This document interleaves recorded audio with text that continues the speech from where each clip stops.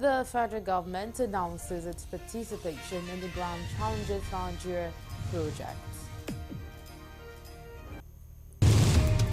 President Bola Tinubu reiterates his unwavering commitment to ensuring that the Nigerian armed forces are well equipped to effectively carry out their duty of safeguarding lives and properties within the country and beyond. On the foreign scene, 3 out of 10 French high-speed trains got cancelled en route hit by a series of coordinated arson attacks. Details of these and more will come to you shortly. Do stay with us.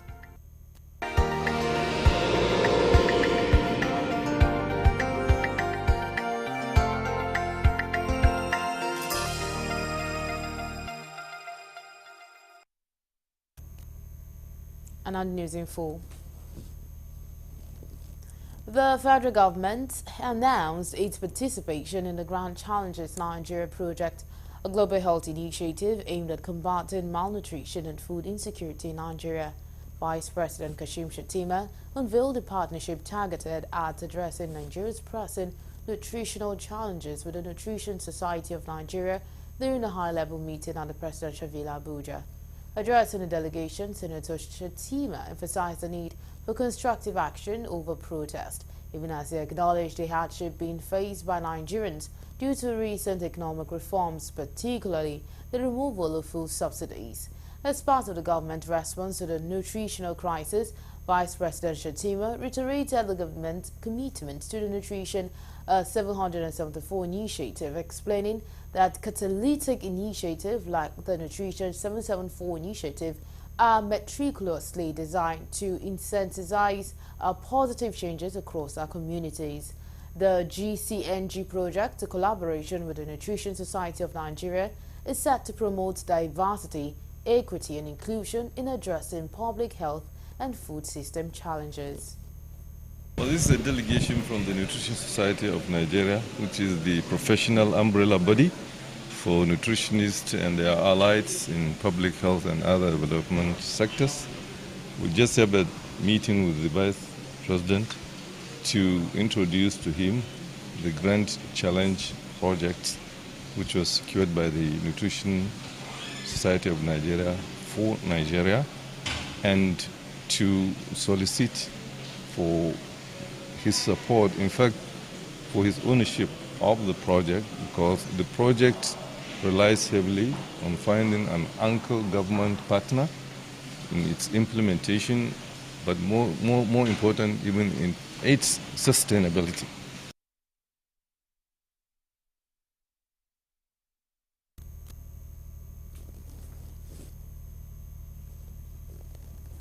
The federal government and the National Assembly have been advised to put in place appropriate measures to ameliorate the suffering being encountered by Nigerians. The students' body in a communique issued at the end of its 42nd Senate sitting held at the Federal Polytechnic Bida, Niger State, expressed deep concern regarding the state of the nation. Correspondent Kinujo reports that the NAP Senate President, Comrade Adeniyi Temitope, and the immediate past National President of NAPS, Benedict Adetunji, attributed the planned protest to a growing rate of hunger in the land, calling on the government to come up with measures to address the situation. They added that the palliatives distributed to state should not be politicized, as effort should be made to ensure that it gets to those meant for. Ready for the high price of commodities, the issue of part-time students that are denied to serve through jobs, and the forthcoming national protest. These are a lot of issues that are facing as a nation. And like I asked somebody, is this government a good government? We can't compare them with that because we cannot give what we have. I'm glad to be elected position at the annual convention. You can support of that say, you can against the statement.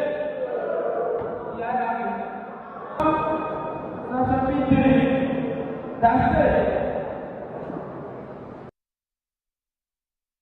it. The Senate of the National Association of Polytechnic Students also discussed issues bordering on dichotomy between HND and BSc, part-time issue of NYC, expulsion of students of the Federal Polytechnic Ede, Osun State.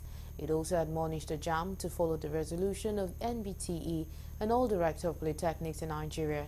The student body also reviewed its constitution that has long been overdue for years.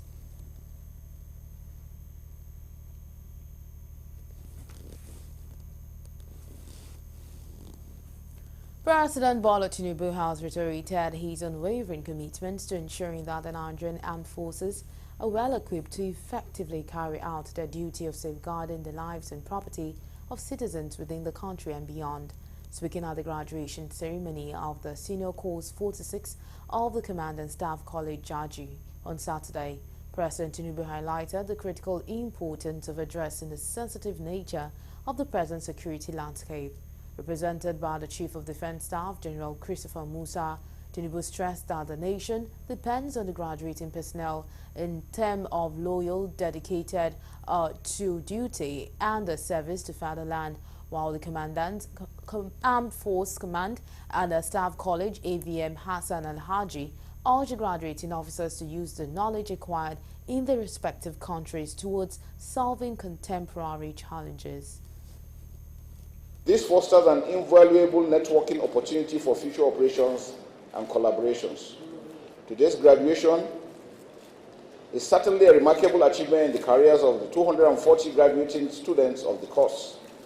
You have made success of this course after 50 weeks of rigorous professional and personal development, equipping yourselves with the knowledge and skills necessary to play a critical role in the security and defense of your respective nations. We have also made efforts to improve our cooperation with our neighboring countries in order to combat the scourge of banditry, terrorism, and insurgency prevalent in our sub-region. As you return to your respective countries and services, the top-notch training you have received must reflect in your contributions towards addressing the wide spectrum security challenges that confronts us.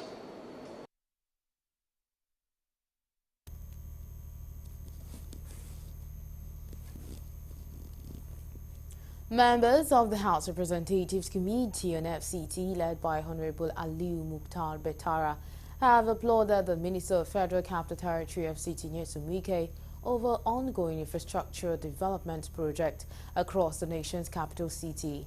The lawmakers who spoke during an interactive session with the Group Managing Director of Abuja Investment Company Limited, Dr. Maureen Tamuno, applauded her ingenuity towards improved revenue generation since her assumption of office. While presenting her scorecard and strategy adopted in the turnaround of Abuja Investment Company Limited to the committee, Dr. Tamuno disclosed that AICL only managed the district market, not the entire market across the territory. According to her, Wuse Market is owned 90% by the individuals who bought the shops, while AICL owns 10%. Just like the minister met FCT the way it was, we have a revolution in AICL. If you've ever been to the office before my resumption and you come now from the gate, you will know that there is a change. So we definitely are building bridges. We're definitely looking at how to reposition AICL, and we're making progress. She's very, very aggressive. So when she was reeling, all his achievements, I think we are just saying little. So what we need as a house is to encourage her and also urge her to do a holistic audit of the staff you met there. They might be tapping you back. She has demonstrated capacity. I took time to study her and I listened to her. She started newly. We should equally encourage her, and I strongly believe that with much encouragement she will do more. But of course, to whom much is given and much is equally expected. And I want to advise you all that as long as you do not take the government property seriously, you cannot even make your own business, because it's what the man sows that he reaps. So please, government is for all of us. If you are put there to do something, I know women are good managers. Yes, we women are good managers. If you want to do your best, you will do it. With the discussion we did to your previous team, I told you I was disappointed. Now I realize why the Minister of FCT is bringing in new hands into FCT. We know you. With the little time you come in now, the revenue has come up, and we hope you are not coming down.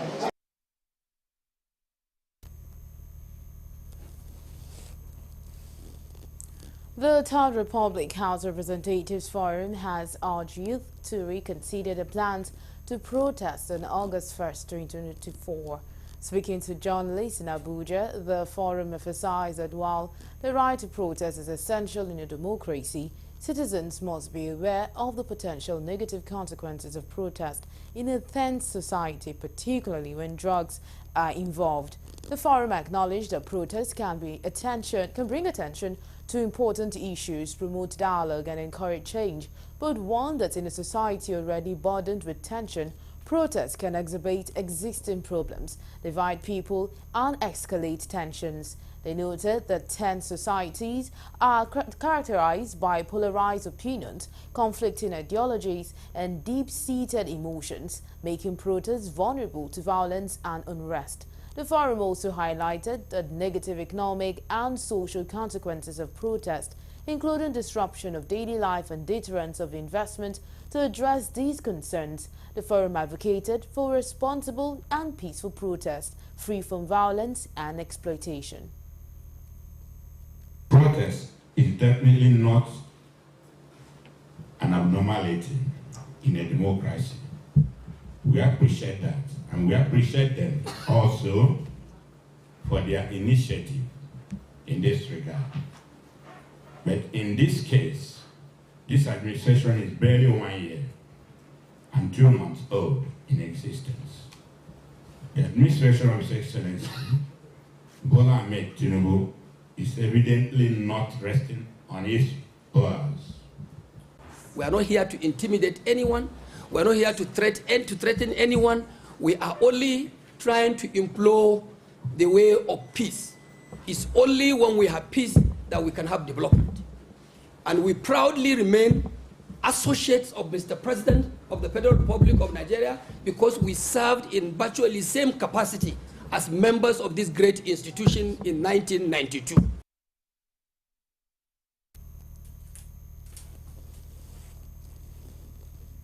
The Northwest Caucus in the House of Representatives has urged youth in the region to refrain from participating in the planned August protest, citing the need for peace and stability after years of disruption. The Caucus leader, Honorable Sada Soli, made the appeal during a media briefing in Abuja, where he also commended President Bola Tinubu for signing the Northwest Development Commission bill into law.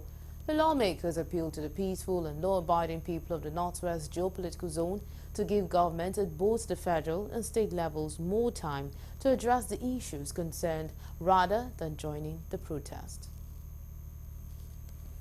We appeal to the peaceful and law-abiding people of the Northwest geopolitical zone who have suffered enough disruption of their peace not to join in this potentially destructive exercise, but rather to give governments at both federal and state levels more chance to look at the issues concerned. The Caucus praised President Tinubu for signing the bill, which they believe will boost economic and social development in the region and restore parity to a people who have suffered from banditry and violence. They also called on the president to address insecurity, crippling economic and farming activities in the zone. The Caucus thanked the bill's sponsor, Deputy Senate President Jibril Barau, House Speaker Abbas Tajuddin, and all members of the Northwest Caucus in both chambers for their commitment. They urge those who will manage the commission to work diligently to realize the bill's goals and promises for the region's development. The sporadic attack have since escalated into multi-dimensional crisis that has hampered agricultural activities and trade, and turned some of the most industrious and thriving communities in the northwest geopolitical zones into ghost towns as people flee their homes and become refugees.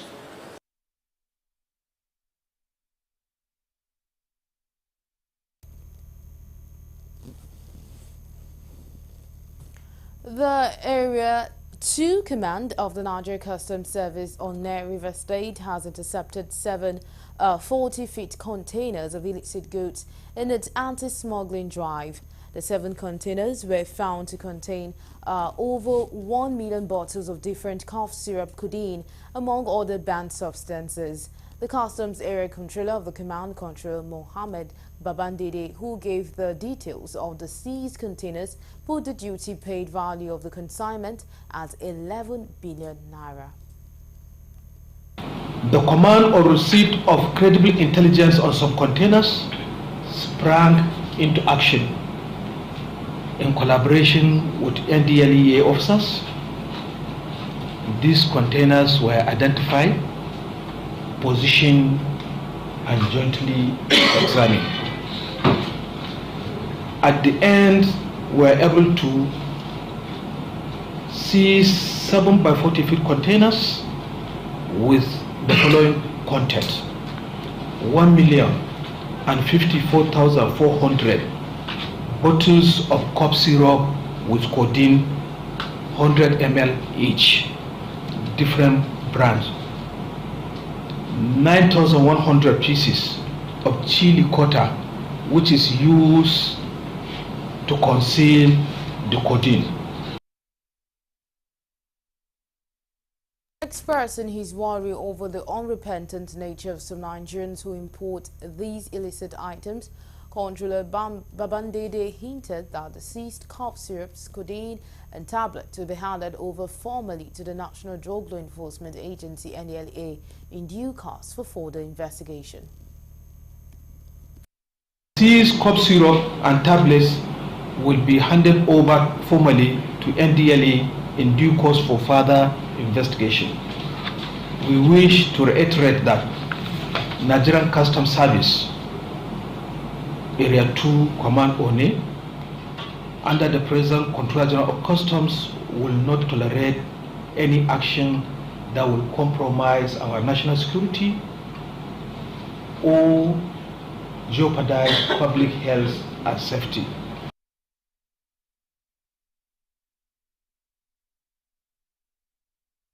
The Customs Service says it will not relent in curbing economic sabotage and revenue leakages caused by smuggling. And now we'll quickly go on a break, and when we return, the news continues. To stay with us.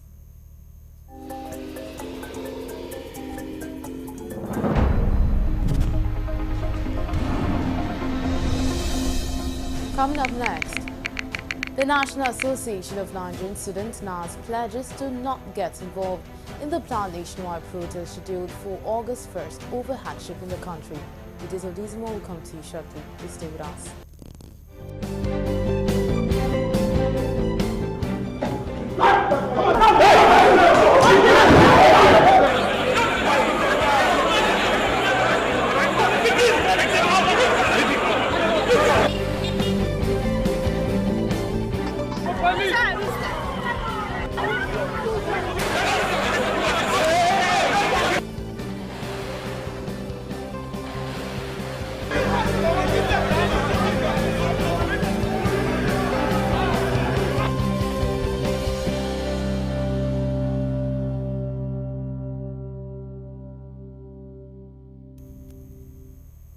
We're glad to have you back. Now, for more updates and latest news, please visit our website www.galaxytvonline.com. Connect with us on our X handle at Galaxy TV. Subscribe to our YouTube channel, youtube.com/GalaxyTVNews. You can follow and interact with us on our Facebook page, facebook.com/GalaxyTV. Don't forget to follow and tag us on our Instagram page at Galaxy TV. You can also avail our eyewitness feature via WhatsApp. If you have breaking news around you, simply share a story by sending short clips or videos of the news on 018-666-669. Our social media platforms are user-friendly and can always accommodate your live updates and comments.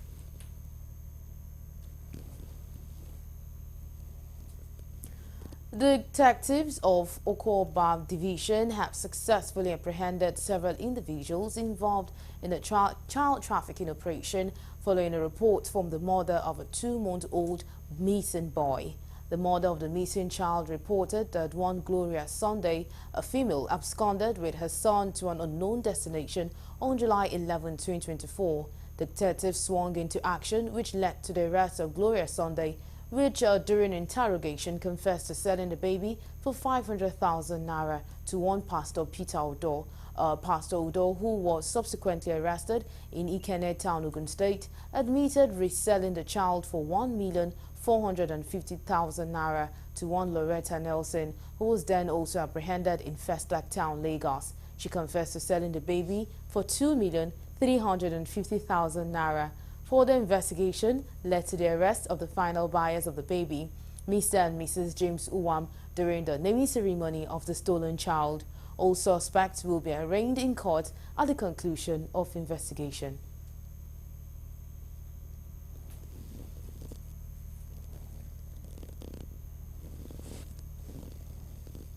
Ahead of the proposed August 1st hardship protest across the country, the Anambra State Police Commissioner CP Nage Itam has assured protection for peaceful protesters in the state. He made this known during a press briefing with journalists in Awka, while also parading suspects arrested within the past 2 weeks. Correspondent Zili Fason completes the story. Parading the suspects, recovered arms, ammunition, and explosive at the police headquarters in Awka before briefing newsmen, the Anambra Police Commissioner promised to protect protesters who are not faceless. We are aware of our responsibilities to regulate public assemblies and protect peaceful protesters. As long as those who want to protest, we will not deny them the right to protest, but they have a right to make sure that others who are not protesting are not molested, are not disturbed, the roads are not blocked. And so we will do our part to protect those who are peaceful. If we know them, tell us their locations and the routes across the states where they want to do their peaceful protest. He charged officers and men of the command to always live up to expectation in the discharge of their duties. Understand the enormity of the trust bestowed upon us to protect life and property. And we are not shying away because it's a choice we have made. I want to be bold to say that, yes, we have very daunting systemic challenges, but the men of this command and the sister services are not shying away from the responsibility. And so we have some very definite things that we want to share just in the last. Meanwhile, over 15 suspects, according to the CP, have been arrested in the last 2 weeks for offenses ranging from armed robbery, kidnapping, car snatching, among others. From Anambra State, Daily Fason reporting for Galaxy News.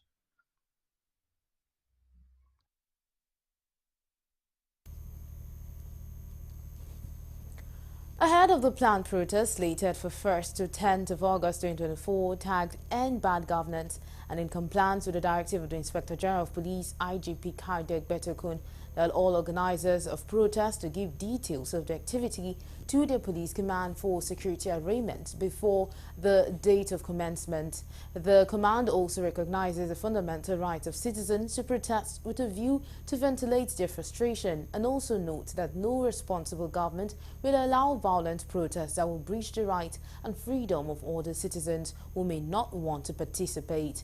In the view of the above, the Ondo State Commissioner of Police, Abayomi Peter Oladipo, has directed that organizers of the protest, if any within Ondo State, are to submit details of the activity with the police of the command PPRO, indicating venue of convergence for the command to make arraignment on the required security in identified areas of the protest. CP Abayomi urged both the organizers and protesters to partner with the police during this time to be able to ward off criminal elements who may want to hijack the protest or use it as a means to carry out their dastardly act, as the command will provide adequate security for the protesters and the state at large. Deji of Akure Kingdom, Ondo State, Oba Alade Toyinbo Ogunlade has advised Nigerians to exercise patience and faith in the Tinubu-led government. The first-class monarch explained that President Bola Tinubu, who is just 1 year in office, needs more time to address and lessen the nation's economic hardship. He stated this shortly after meeting with Nigeria's former president Olusegun Obasanjo and the Alake and paramount ruler of Egba land, Ogba Adedotun Adedebo in Abeokuta. The Akure monarch, who was in town for the funeral ceremony of Titus Odedina, father to the former Ogun Commissioner for Agriculture, Samson Odedina, described the deceased as a man who lived a good life. Oba Ogunlade, however, expressed confidence in the present administration and maintained that Nigerians will call for a second term at the end. You know, when this president took over the governorship of Lagos State, the economy was like this. He said they should wait, and he turned everything around. And he's appealing to the whole nation that they should wait. This is just for 1 year. The economy was a mess before he took over. Let them wait. Before he finished the first time, they will be calling Lekonsi.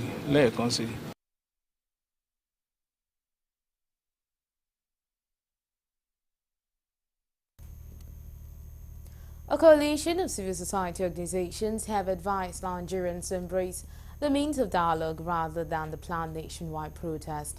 There is a growing call for a nationwide protest to express dissatisfaction with the current economic situation in the country, which is slated to kickstart by August 1st and end on August 10, 2024.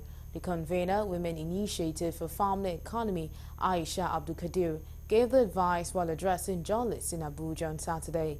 Abdulkadir, while stating that the right to peaceful protest is enshrined in the country's democracy and is a powerful tool for voicing concerns, urged all Nigerians to consider the potential consequences carefully. She noted that a nationwide protest at this juncture could lead Nigeria down a similar path of disruption and hardship, adding that strikes and protests were powerful often come with unintended consequences. They are committed to engaging in open and constructive dialogue with all stakeholders. This includes labor unions, civil society organizations, and citizens. We believe that through dialogue, we can address grievances and work together towards sustainable solutions. As a mother, my heart aches at the thought of losing more of our young ones to violence. I urge you to consider this alternative measure to protest in a way that preserve lives while still demanding the change we so desperately need. Let us protect our children and each other by seeking peaceful, strategic avenue for advocacy. The convener further explained that protest consequences can cripple the nation's economy, disrupt essential services, and exacerbate the very issues they aim to address. The Ogun Youth Assembly has declared the proposed national hunger protest scheduled for August 1st, 2024 as faceless, without direction, and lack leadership. Addressing newsmen in Abeokuta, the chairman of the group, Barrister Habib White, said though it is within the fundamental right of every citizen to protest, he however opined that the energy should be channeled towards meaningful dialogue. White, flanked by other executives of the Assembly, further said that though the country is going through its most difficult times, he noted that the recent local government autonomy posed a good trend for future hopes. He, however, challenged the state government to, as a matter of urgency, convene dialogue with the youth constituency, adding that it is a necessary step to foster transparency and accountability, ensuring that future plans and stewardship are clearly communicated. Nigerian youth, driven by the widespread of hunger, hardship, and abject poverty, are rightfully expressing their frustrations and calling for protest. Currently, the average Nigerian is enduring unprecedented hardship, characterized by severely diminishing power, lack of basic amenities, and a shortened life expectancy. This crisis is closely linked to the nation's economic state, as a demographic grappling with a bleak future and uncertainty.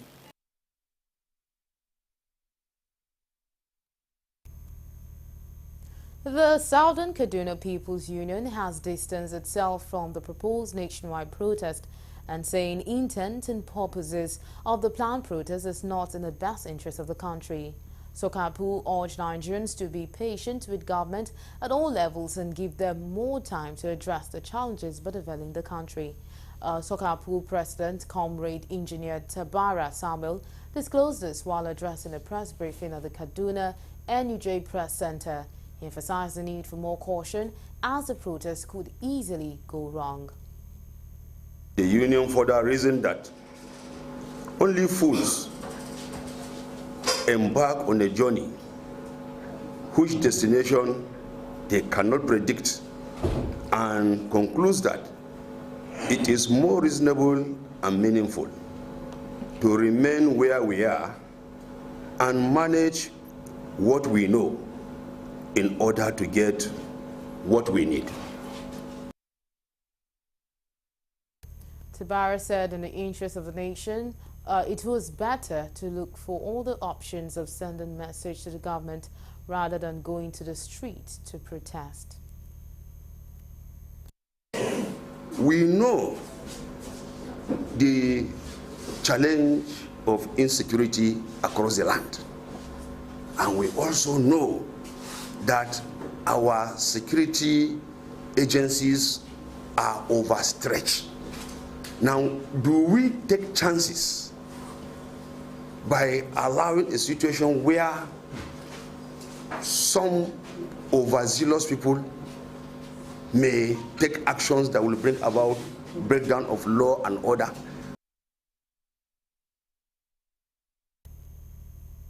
And now we'll quickly go on another break. When we return, the news continues. Do stay with us. We'll be right back.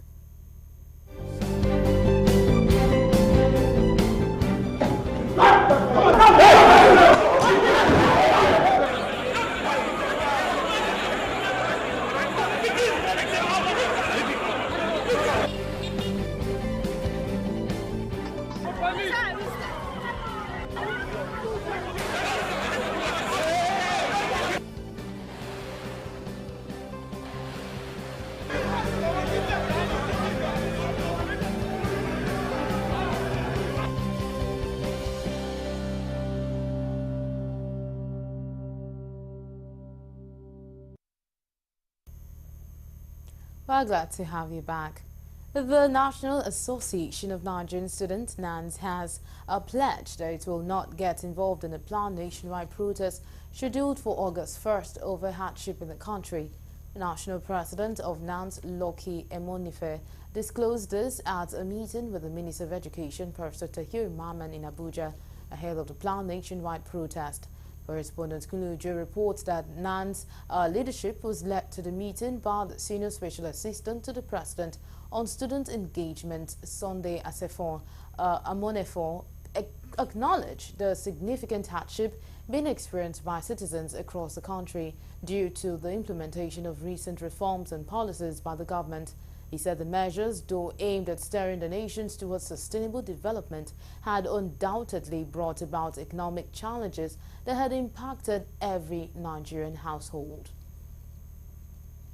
To use this opportunity to, that as students, as we have resolved to be law-abiding, not to cause chaos in our society, or not to join those who want to cause chaos in our society. We want to, through the Honorable Minister and the SSA to the President, to please tell President Tinubu to put more attention as well to the student constituency. We are aware that palliative are given to states, state governors, there is no one giving to the Nigeria students. Nigeria students that are more than 40 million So we want to plead with the Honorable Minister and the SSA. The student constituency is a special constituency and they are the largest youth in the country. As they are Emonife urged President Bola Tinubu to put a mechanism in place to elevate the hunger among Nigerians as a result of hardship occasioned by the removal of full subsidy in 2023. Earlier, the Minister of Education, Professor Tahir Mamen, had acknowledged the rising cost of living in the country. He said that the government had been rolling out palliatives and measures to cushion the hardship being faced by Nigerians. Is to appeal to them and say, look, yes, you have problems we share with you, but we have seen a government that is determined to solve those problems. Let us not get people with a different motive to push us into taking decisions which are not correct, which are more harmful than what we want to do. So your voice is very strong to appeal to your generation for them to understand that, look, what is needed is for them to continue to, yes, raise those voices, and then the government will listen to them and continue to address all those concerns. In 2016, when the National Homegrown School Feeding Program was relaunched nationally after the pilot program in 2004 targeted only 12 states, most parents who could not afford 3 square meals for their wards welcomed the gesture until the president suspended all programs of the National Social Investment Program Agency on January 12, 2024 on the controversial note. In this report, our correspondent Dele Fason takes a look at the federal lawmakers' message to the president on the need to relaunch the school feeding program. The report. A visit to one of the public primary schools in Warri Delta State, which is one of the beneficiaries of the scheme before it was suspended, shows the readiness of the children to have the school feeding initiative back. I won't let there be food. Because most people, they are not eating 3 times a day. Some are eating 1 a day. Some children are even dying because of hunger. I want Tinubu to make things better. I do not want anybody to die in this country. We want government to help us to bring food for school. Because some of us, we don't eat before we come to school. I want federal government to bring the food back they have been giving us since when they stop. Some of the children, they are hungry, they are not eating from school. Some of our Asians, they are giving them food to eat. So I want them to bring them back. We are begging federal government to bring the food program out because of most of us is hungry to go to home because we are hungry. The head teacher of the school, as well as the headmistress, welcomed the idea of the relaunch of the school feeding program, citing economic hardship. It will help a long way. It will help the children because if this feeding can come back again, it will help them because these children, they don't eat before they come to school. So they need this feeding. The program have been very helpful to we in the school because most of the children, they don't eat before coming. They come to school with hunger. It's even with the teachers that are buying food for them. Because without eating, some of them does not write. When they cannot write, when you go close to them, you ask them, say they are hungry. We had the one feeding them. But when the program was on, you even see the ones that were not coming to school, when they heard that the program is on, they come because of the food. We are in Igbudu Primary School here in Warri South local government area of Delta State, where the school feeding program by the federal government was on before they stopped it over some sharp practices. But here, like what the children are saying here now, is that the gesture by the House of Representatives telling the federal government to relaunch the program, that they welcome this gesture. It will go a long way to help them because most of them coming from home, they don't eat from their home. What they do from their home is come to school hoping that the federal government will provide meal for them. But since the program stopped, a lot of students have left this school because some of them only come here to eat. We hope that the federal government will match the word with action in relaunching this scheme. From Warri South, Dele Fason reporting for Galaxy News. A Muslim scholar has called on Nigerians, irrespective of religious differences, to go back to God in prayer for his intervention, especially on employable skills for the youth. Mohammed Bello Awal attributed some challenges bedeviling the country to greed and selfishness of leadership, while pleading for more prayers for those in leadership positions. Speaking of the level of quality education in the country, some educationists insist there was more to be done to attain global standards of education. The situation we are facing is not unconnected with our individual and collective shortcomings. So we should all revert back to Allah subhanahu wa ta'ala, ask for Allah's forgiveness, and change that which it is from us. That indeed Allah will not just change any situation. If it is for good, Allah will not change it to us or bad. All right. The educational system in Nigeria is quite alarming and it has fallen seriously. So what I think should be done is that we are curriculum oriented and focused. We are certificate focused. Instead of that, let us build these children in the skills they love to. As we all know, it's not easy, but there's nothing we can do except with God. So we're hoping for the best and we keep praying for things to get better. But it's not easy. It's not easy. Nothing can be said. We all know how it feels like, but we can just hope for the best. But it's not easy. An Air Force One to protect Nigeria and my country. They should work hard and never give up. And they should never give up of what they want to be in the future. Former Ogun State Governor Senator Ibikunle Amosun has called for the Nigerian Union of Journalists (NUJ) to push for the regulation of the online media, while urging stakeholders to save journalism profession from quacks and emergency reporters. Amosun, who said these are the 6th anniversary of pen-pushing media held in Abeokuta, noted that online and social media regulation is necessary in order to distinguish the sincere platforms from the dishonest, whose promoters most times are faceless, and prevent them from destroying the reputation of the professionals. Speaking on the advisory theme, National Balance Infrastructure, Institutional Capacity and Diversity as Tools for Balancing Block and Good Governance, Dr. Otif Ibuzo noted that for the country to achieve its full potential, the media must play its role as watchdog of the government. Igubuzo, the founder and executive director, African Center for Leadership Strategy and Development Center, further stressed the need for well-meaning Nigerians to get involved in politics while building transformative leaders. People are increasingly turning to online media for their news and information. This has led to a change in the way that news is reported and consumed, with online journalism now becoming a major force in influencing public opinion and sparking discussion. On the flip side of these positive gains are issues of rumor peddling, outright untruth, manipulative propaganda, and fake news, posing a huge challenge to the credibility of many of these online media platforms. No doubt in my mind that the objective conditions for change have been existing in Nigeria for a very long time. There is a high level of poverty in the midst of plenty. Corruption is widespread, endemic, and stifling progress. The wealth of the country is concentrated in the hands of a few. There is societal disintegration with high levels of promiscuity and divorce. Rape is on the increase. There are several cases of incest.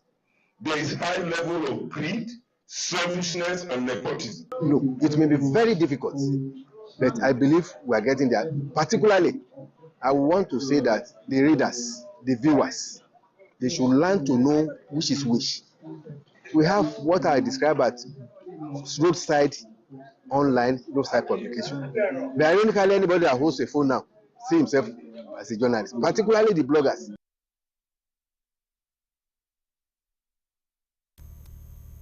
And I'll move over to the foreign desk for more news.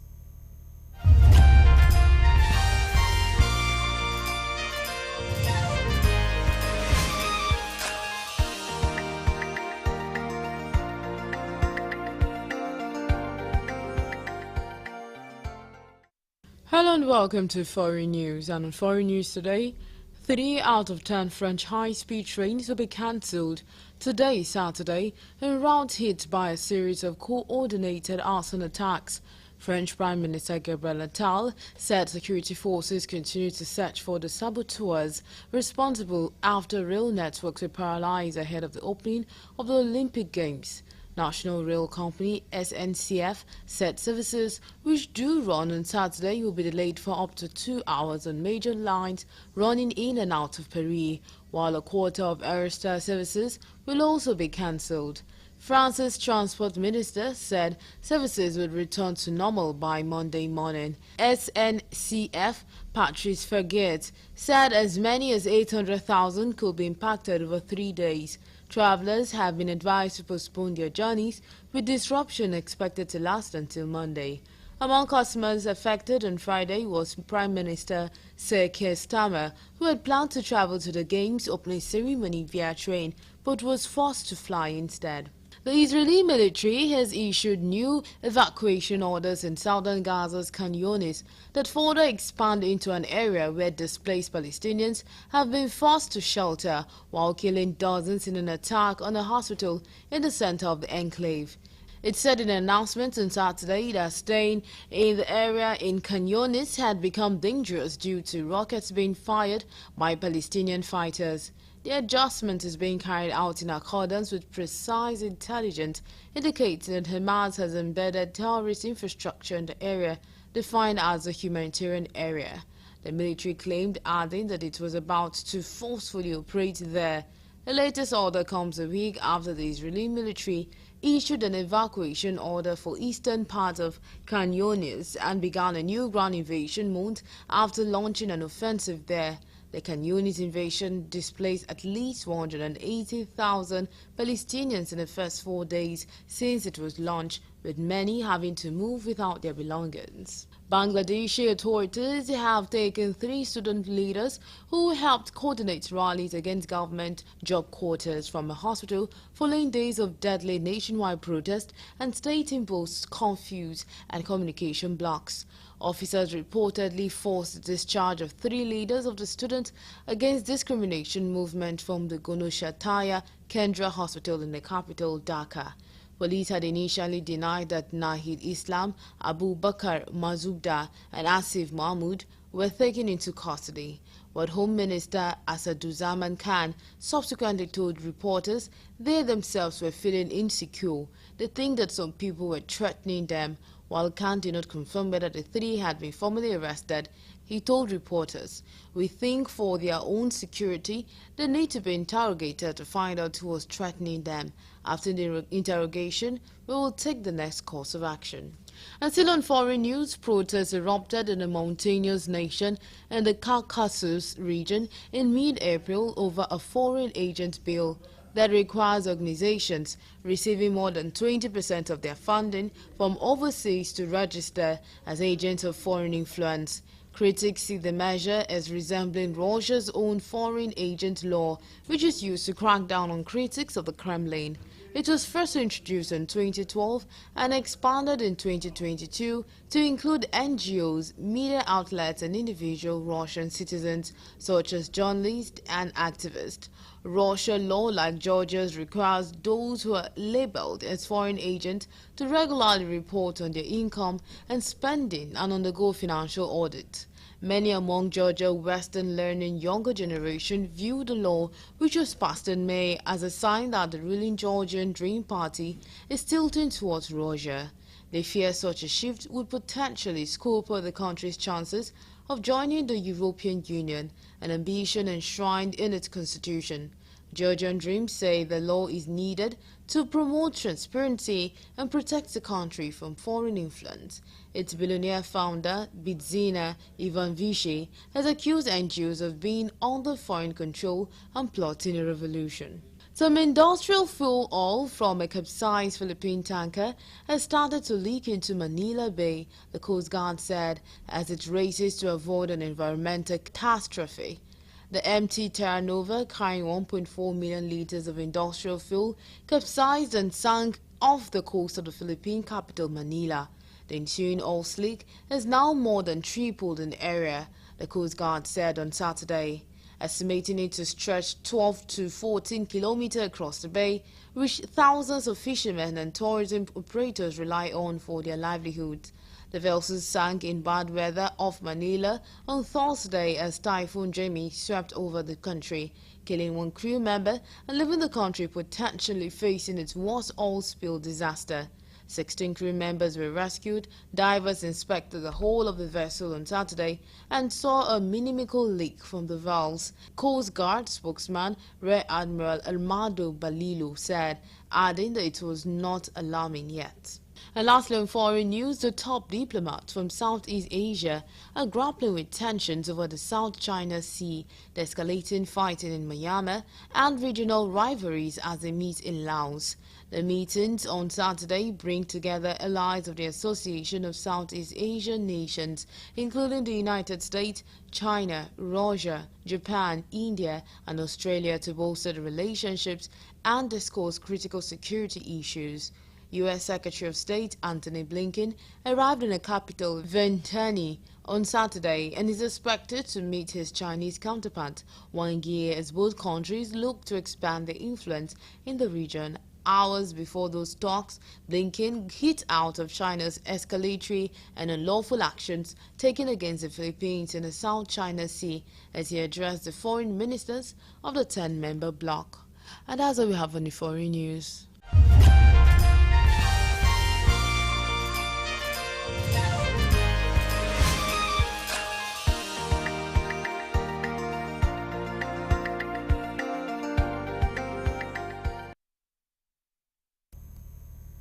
And that's all we have on Galaxy Primetime News. Thank you so much for being a part of the news. My name is Nedwa Gimazaka.